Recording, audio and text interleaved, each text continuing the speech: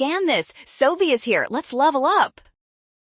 Fur seal populations are growing at different rates on 3 islands, and we need to find the best explanation for this variation right now.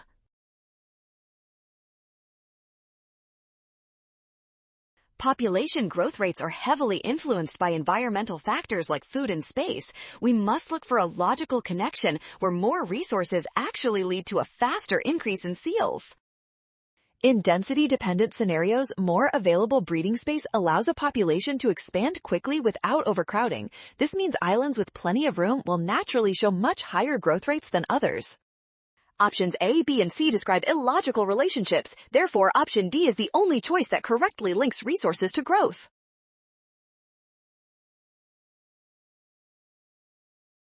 Well done! Scan the code to learn with Sovi. Avoid rushing and watch signs. Trust given data and check steps for option D.